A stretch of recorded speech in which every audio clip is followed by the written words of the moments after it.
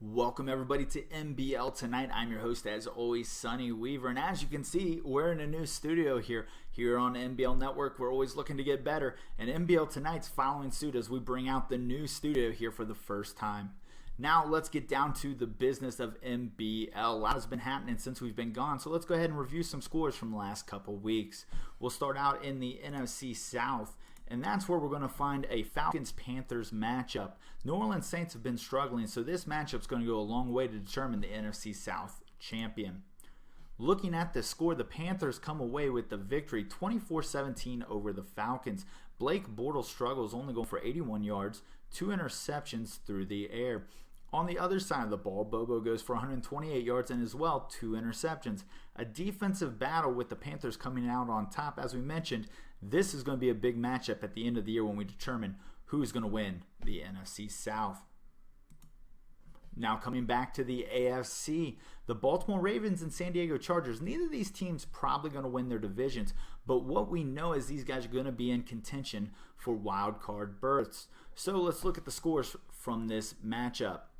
The Ravens come away the victors 23-20 over the Chargers. Witten puts up an impressive day going for 262 through the air, 2 touchdowns, 1 interception.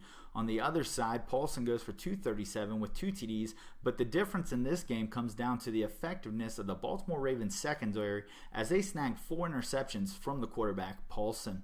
We talked about this game being a big one towards the wild card. This one keeps Ravens in contention to try to get probably that 6th and final wild card berth. Now going to the AFC South, the Colts and the Jaguars, on paper this didn't look like it should be close, but their first meeting was a close one and this one followed suit.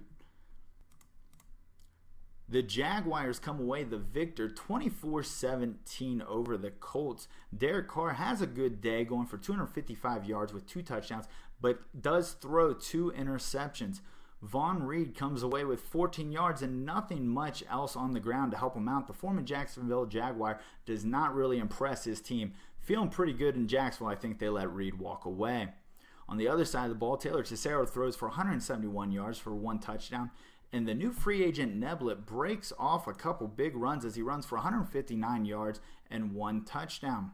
Now, one thing you may not see up there on the board is Andrew Luck. Now, the former Indianapolis Colt did get signed by the Jaguars in the offseason, but he is nowhere to be seen as he's been benched in Jacksonville. And that's got a lot of people wondering, has Andrew Luck's time run out in Jacksonville?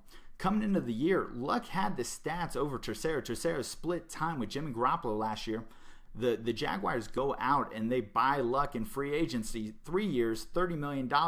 Maybe most people would expect him to play under those expectations of that contract, but not in Jacksonville, who they don't believe the highest paid quarterback has to start.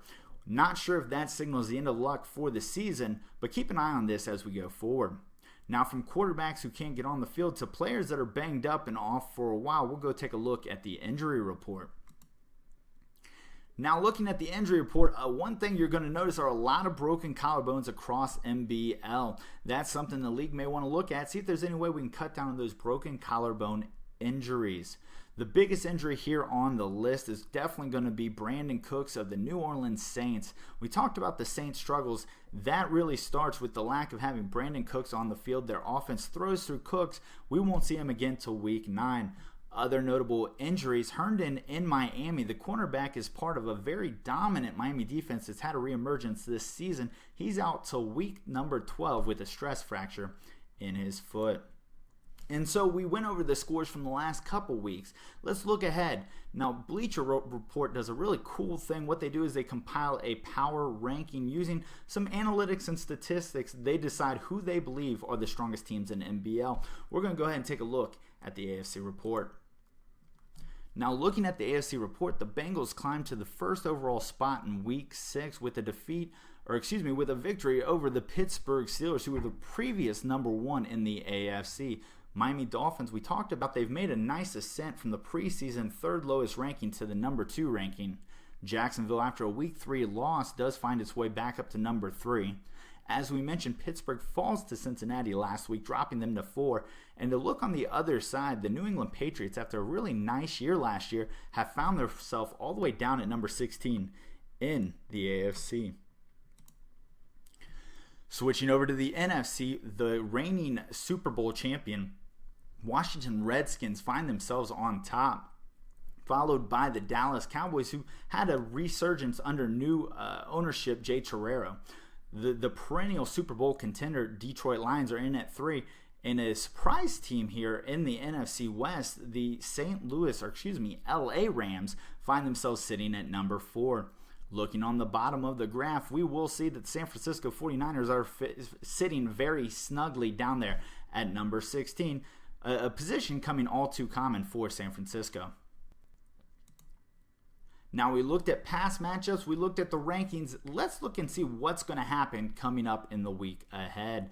One of the biggest matchups of week number 7 is going to be the Washington Redskins and the New York Giants. Both those guys really highly rated in Bleacher Report's power rankings. Let's take a look at this matchup.